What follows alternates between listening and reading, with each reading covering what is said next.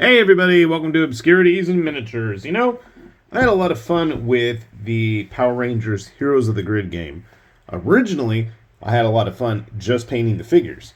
I did get a chance to actually play it with my students to end the school year.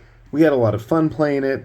They seemed to enjoy it, the bright colors, the big figures, and I mean, yeah, they're big if you're not familiar.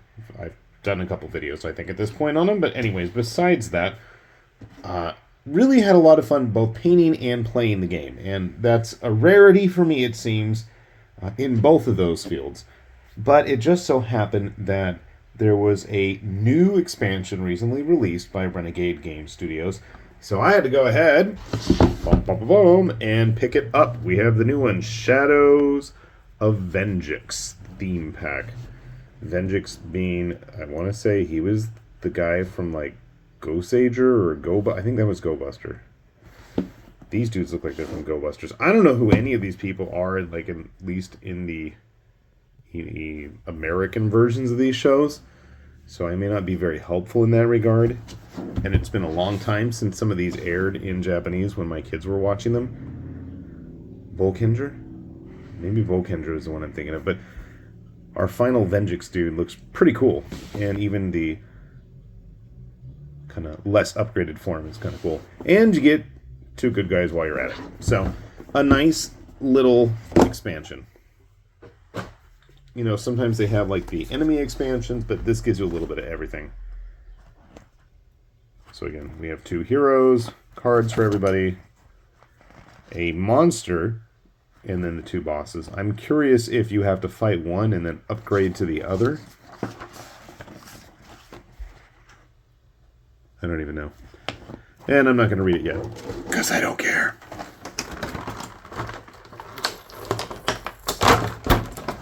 What I care about is the plastic. So one of the things, as I knock everything else off the table in front of me here, one of the things that is nice for those of you who do not paint these figures, and that's okay if you don't, each of the Rangers is actually molded in a completely different, separate color than their counterparts.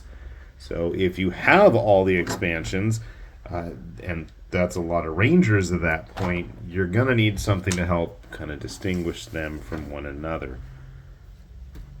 I do have a Ranger nearby, at least. But I gotta say, I'm looking at like the folds in his clothes on this figure, at least. I don't even know who he is. I think he's a Go Buster, like I said. I'm not familiar with the American versions. Detail looks pretty decent. You can see like the noticeable armor and wrinkles and everything. I like that. The weapons aren't too bent. Here's his silver counterpart. And they're relatively fun and simple to paint. I mean, I did paint through the entire core box set at this point, so if I can handle it, it's not that bad. And I take forever doing all this stuff. So, here's our monster figure.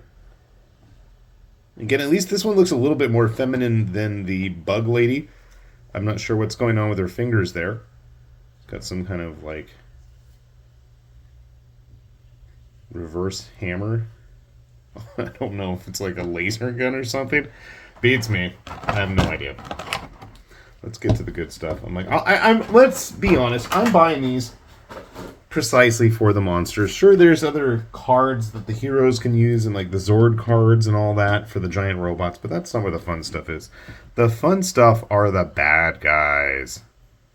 And while the sculpt itself is not the most complex, and his staff is quite warped out of shape, overall I think you got a good impression here of what to expect. And again, for somebody like me who likes to play a lot of different games with a lot of different figures, it's nice having something like this. It's just a very unique design within the confines of typical tokusatsu tropes. And again, they're big, so if you wanted to use this for some other type of game, I say more power to you. I'm sure I'll have it end up in some kind of weird sci-fi skirmish game.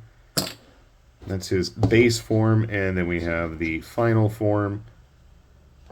And this guy just totally gives off the Mechanic Kingdom from like Power Rangers Zeo, I think it was called. The one they had like all geometric shapes.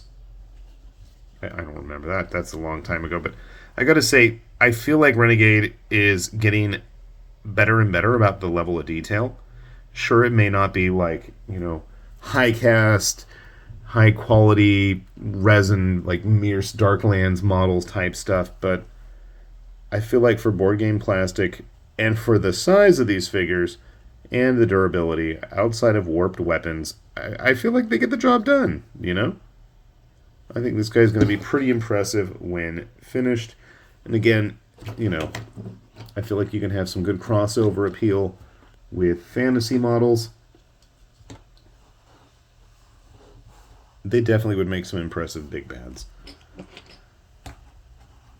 Grabbing a War Games Atlantic human and a GW human, so you can see he's pretty impressive if you want to use him as some sort of, I don't know, Dark Mechanicus enlightened champion or something. Chaos Mage, Evil Automaton, what have you.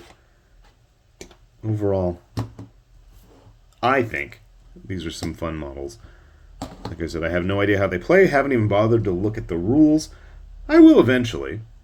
Maybe after they're painted, But a nice little expansion. And I really hope that we continue to see these coming from Renegade Game Studios. Because personally, I love this stuff. And I want more of the bad guys. I know everybody fawns over the Ranger stuff. But I don't want that. I want the bad guys. That's where the fun is.